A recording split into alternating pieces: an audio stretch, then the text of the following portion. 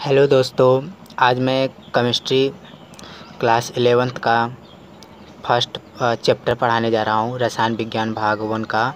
इसमें पहला चैप्टर मैं पढ़ाऊँगा दोस्तों। इसका मैंने कुछ पार्ट बना दिया है। पार्ट 1, पार्ट 2, दो पार्ट बन चुके हैं। इसका पार्ट 3 बनने जा रहा है दोस्तों। पार्ट 3 में पहला लेसन इसका पढ़ाऊँगा दोस्तों, जो कि हमारा पहला लेसन यहाँ पर ये है दोस्तों, रसायन विज्ञान की कुछ मूल अवधारणाएं। ये मैं पहला लेसन पढ़ाने जा रहा हूँ। इसका तीसरा पार्ट ये बनने जा रहा है। पार्ट 1 पार्ट 2 बन चुका है दोस्तों। इसमें जो है आपका यहाँ से द्रव्यमान संरक्षण का नियम से मैं बताऊँगा दोस्तों। द्रव्यमान संरक्षण के नियम से, द्रव्यमान संरक्षण के नियम से क्या होता है द्रव्यमान संरक्षण का नियम, इसे समझते हैं। इस नियम के अनुसार यह न तो उत्पन्न किया जा सकता है और ना ही नष्ट किया जा सकता है। मतलब इसके कहने का मतलब यह है दोस्तों, इसको ना ही उत्पन्न किया जाता है और मतलब ना ही इसको उत्पन्न किया जा सकता है और ना ही इसे नष्ट किया जा सकता है। इसे ए रूप से बी रूप तक बदला जा सकता है। मतलब एक रूप से दूसरे रूप में इसे परिवर्तित किया जा सकता है, मगर इसे न तो उत्पन्न किया जा सकता है और ना ही नष्ट किया जा सकता है दोस्तों। आगे जो हमारा है उदाहरण जैसे NaCl हमारा जैसे है, NaCl जो हमारा है NaCl प्लस AgNO3, ये हमारा जो है ये NO का जो बैलेंसी संयुक्ता होती है वो -1 होती है, और Ag का जो होता है +1 होता है, Cl का जो होता है -1 होता है संयुक्ता, जिसे इंग्लिश में कहते हैं बैलेंसी, और Na का जो संयुक्ता होता है वो +1 होता है। अब दोस्तों इसको थोड़ा सा देखते हैं ये कैसे बन रहा है। जो हमारा ये NaCl है दोस्तों, NaCl और प्लस AgNO3 है, तो यहाँ पर हम इसे Cl को निकाल लेते हैं -1, और यहाँ पर हम Ag को निकाल लेते हैं +1।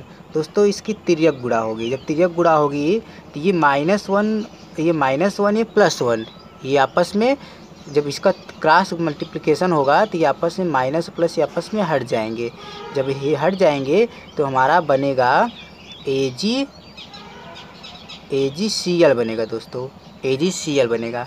इसी तरीके से हमारा ये Na जो होता है +1 होता है संयुक्ता, और ये हमारा जो अगला है NO, ये -1 इसकी संयुक्ता होती है। इसका भी जब क्रॉस मल्टीप्लिकेशन होगा, क्रॉस में गुणा होगा, तो ये प्लस माइनस कैंसिल हो जाएंगे। जब प्लस माइनस कैंसिल हो जाएंगे तो ये बनेगा Na, ये हमारा बनेगा NaNO, ये हमारा ये बनाएगा दोस्तों। जैसा कि आपको यहाँ पे दिख रहा होगा कि मैंने यहाँ बनाया NaCl AgNO3 को AgCl प्लस NaNO3 के रूप में परिवर्तित हुआ है, जिसकी इसका द्रव्य का मान जो होता है वो 14.3 होता है। इसका द्रव्य का मान 1.5 होता है। टोटल मिला के 22.85 हुआ, और इसका 5.85 होता है, प्लस लगाया 17, और इसका होता है 17, दोनों को जोड़ा 22.85। तो आपको देखने को ये मिला दोस्तों, दोनों तरफ क्या है समान है, तो दोनों तरफ समान। तो इसके कहने का तात्पर्य यही है, इसे एक रूप से दूसरे रूप में परिवर्तित किया जा सकता है, इसको बदला नहीं जा सकता है। अगला देखते हैं दोस्तों। अगला नंबर जो हमारा है स्थिर अनुपात का नियम। स्थिर अनुपात का नियम क्या होता है इसे समझ लेते हैं दोस्तों। ये जो होता है स्थिर अनुपात के नियमानुसार, स्थिर अनुपात के नियमानुसार किसी यौगिक में तत्वों के द्रव्यमानों का अनुपात सदैव समान रहता है। कोई भी यौगिक हो, कोई भी हमारा कंपाउंड है, उसमें जो तत्वों के द्रव्यमानों का अनुपात सदैव हमारा क्या होता है समान रहता है। उसका अनुपात क्या रहना चाहिए समान, वो परिवर्तित नहीं होगा। जैसे दोस्तों यहाँ पर H2O जो हमारा है दोस्तों, ये हमारा पानी है, पानी का सूत्र है H2O यहाँ पर हमारा है 2 हाइड्रोजन, 2 इंटू हाइड्रोजन का परमाणु क्रमांक 1 होता है, प्लस ये होता है इसका परमाणु भार होता है 16। तो ये टोटल मिला के हमारा 18 हुआ। इसका हम थोड़ा से अनुपात देखते हैं। इसका अनुपात देखते हैं। इसका अनुपात कितना होता है ये देखते हैं दोस्तों। इसका अनुपात जिससे होता है H2O। अब देखते हैं H, हाइड्रोजन का अनुपात हमारा 1 होता है और ऑक्सीजन का अनुपात हमारा 8 होता है। दोस्तों इससे ये साबित होता है कि हाइड्रोजन H2O का अनुपात तो हमेशा 1:8 हमेशा ही रहेगा, इसमें कोई परिवर्तन नहीं होगा, ये हमेशा समान ही रहेगा। जैसे हमारा CO2 इसका 3 है, इसका 8 है, तो इसमें भी कोई परिवर्तन नहीं होगा।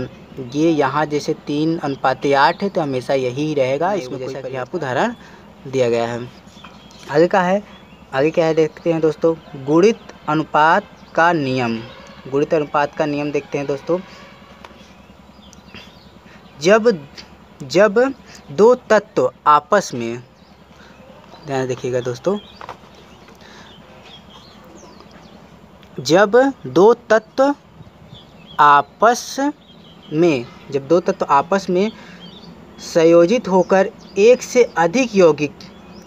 अधिक यौगिक बनाते हैं तो तत्व के साथ दूसरे तत्व के संयुक्त होने वाले द्रव्यमान छोटे पूर्णांकों के अनुपात में होते हैं। इसका एक डिफिनेशन और है, देख लेते हैं दोस्तों। इसका एक और है, R करके दिया है यहाँ पर।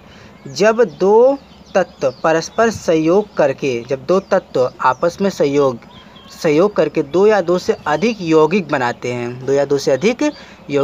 तब उनमें एक तत्व के विभिन्न भार जो दूसरे तत्व के एक निश्चित भार से सहयोग करते हैं परस्पर अनुपात में होते हैं।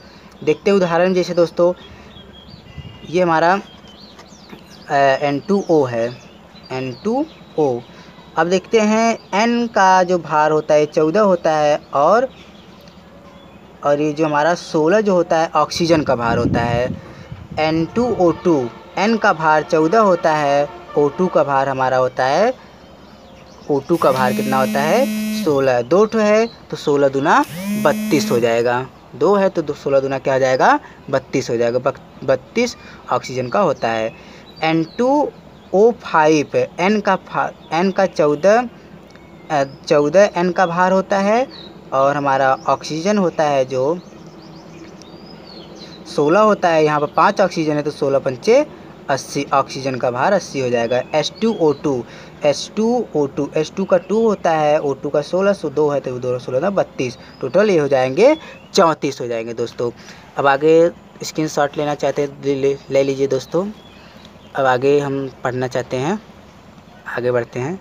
आगे जो हमारा है ये देखते हैं दोस्तों क्या है। अवोगाद्रो का नियम स्थिर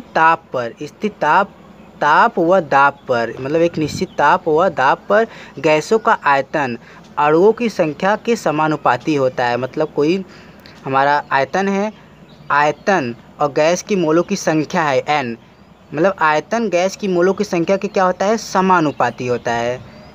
V डायरेक्टली प्रोपोर्शनल n, तो V इक्वल टू प्रोपोर्शनल हटाएंगे तो कोई ना कोई कांस्टेंट वैल्यू लगेगी। कांस्टेंट मतलब स्थिरांक वैल्यू, तो हम यहाँ पर k लगाते हैं। तो V इक्वल टू Kn, ये हमारा स्थिरांक वैल्यू है जिसे कांस्टेंट कहते हैं। n हमारा है गैसों की मोलों की संख्या, V हमारा आयतन है। तो आइए हम देखते हैं दोस्तों थोड़ा सा इसे प्रैक्टिकली करके। कोई हम पात्र लेते, पात्र 1, कोई एक पात्र लेते, पात्र में T टेम्परेचर 1 और P, और P1 ले लेते हैं और N1 ले लेते हैं और V1 ले लेते हैं कोई। अब यहाँ पर T2 ले लेते हैं, P2 ले लेते हैं और N2 V2 दूसरे पात्र में, और दोनों का संयोग करते हैं जब, तो हमारा क्या बनता है T1 बराबर T2 बनता है टेम्परेचर, और V1 बराबर V2 बनता है और P1 बराबर P2 बनता है। N1 is equal to N2 होगा। अब आगे दोस्तों देखते हैं डाल्टन का परमाणु सिद्धांत। सन 1880 में जॉन डाल्टन ने परमाणुवाद का सिद्धांत प्रकाशित किया था। 1808 में इन्होंने डाल्टन ने प्रकाशित किया था परमारवाद का। अब देखते हैं इनका क्या क्या सिद्धांत है, ये हम जान लेते हैं दोस्तों। ये बहुत ज़रूरी है दोस्तों, ये आपके एग्ज़ाम में अक्सर पूछते हैं। डाल्टन का परमाणु सिद्धांत ज़्यादातर आपके एग्जामों में ज़्यादातर पूछा जाता है, तो आप लोग इसे अच्छे से सीखिएगा दोस्तों। देखते हैं इनका जो पहला इन्होंने बहुत सिद्धांत दिए हैं, तो मैंने इसमें पहला पॉइंट दिया हूँ। सभी पदार्थ अत्यंत सूक्ष्म एवं अविभाज्य परमाणु से मिलकर बने होते हैं। जितने भी परमाणु होते हैं हमारे जितने भी पदार्थ होते हैं हमारे, वो अत्यंत सूक्ष्म मतलब बहुत छोटे होते हैं और अविभाज्य परमाणुओं से मिलकर बने होते हैं। मतलब इसका कोई विभाज्य नहीं है, छोटे छोटे परमाणु से मिलकर बने होते हैं। दूसरा नंबर जो होता है हमारा, आकार आकृति एवं द्रव्यमान में एक ही तत्व के सभी परमाणु समान होते हैं। मतलब जो तत्व होते हैं उनका आकार और आकृति और द्रव्यमान एक समान होते हैं दोस्तों। तीसरा नंबर जो हमारा है, विभिन्न तत्वों के परमाणु द्रव्यमान भिन्न भिन्न होते हैं। अगला नंबर देखते हैं दोस्तों, परमाणु को न तो उत्पन्न किया जा सकता है और ना ही नष्ट किया जा सकता है दोस्तों। परमाणु को ना ही उत्पन्न किया जा सकता है और ना ही इसे नष्ट किया जा सकता है। मतलब दोस्तों अगला नंबर जो हमारा, परमाणु आपस में क्रिया करके यौगिक का निर्माण करते हैं। मतलब परमाणु जो होते हैं आपस में क्रिया करके एक कंपाउंड का निर्माण करते हैं, मतलब एक यौगिक का निर्माण करते हैं दोस्तों। परमाणु रासायनिक अभिक्रिया में भाग लेने वाली सबसे छोटी इकाई होती है। रासायनिक अभिक्रिया में भाग लेने वाली सबसे छोटी इकाई परमाणु होती है दोस्तों। अब आगे देखते हैं दोस्तों,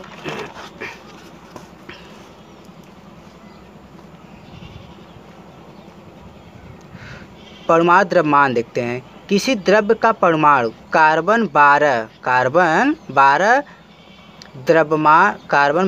द्रव्यमान के 1/12वां भाग बराबर होता है।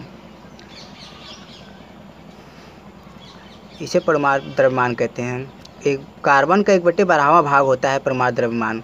आणविक द्रव्यमान देख लेते हैं दोस्तों, क्या होता है आणविक द्रव्यमान, अच्छे से समझते हैं दोस्तों। आणविक द्रव्यमान जो होता है हमारा,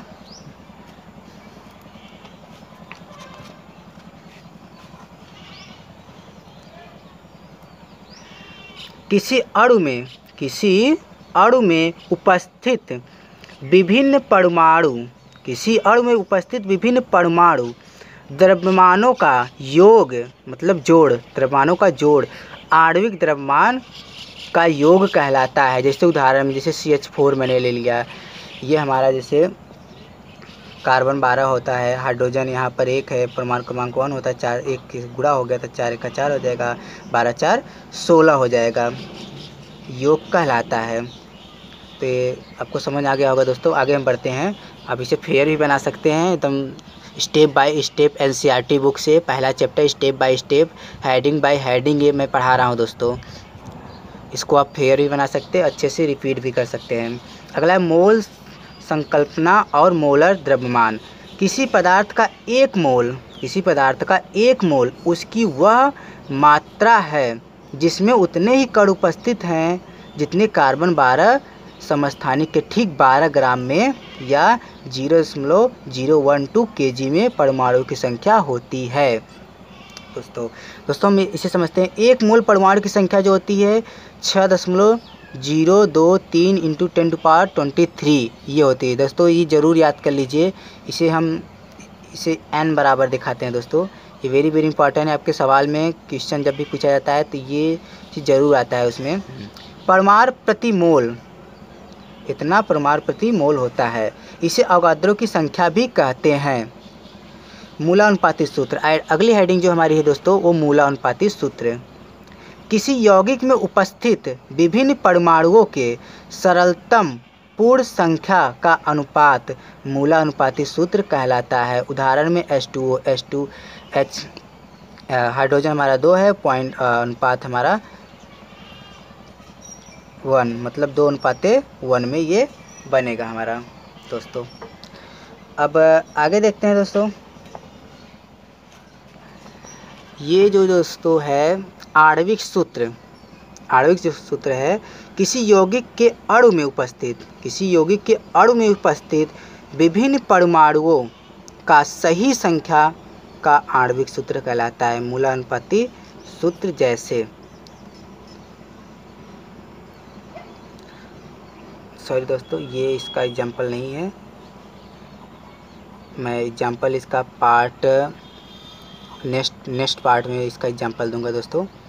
आज के लिए बस इतना ही दोस्तों। आप मेरे चैनल को सब्सक्राइब कर दीजिए और जो भी समस्या हो एनसीईआरटी से रिलेटेड कोई भी क्वेश्चन अगर आपको मुझसे पूछना है तो आप मेरे कमेंट बॉक्स में जाकर वहाँ पर कमेंट करिए। मैं आपके क्वेश्चन का सवाल का मतलब आपके क्वेश्चन का आंसर मैं दूंगा। और आपको कोई भी प्रॉब्लम हो केमिस्ट्री में और फिजिक्स में तो आप कमेंट करिए और मेरे चैनल को सब्सक्राइब कर दीजिए।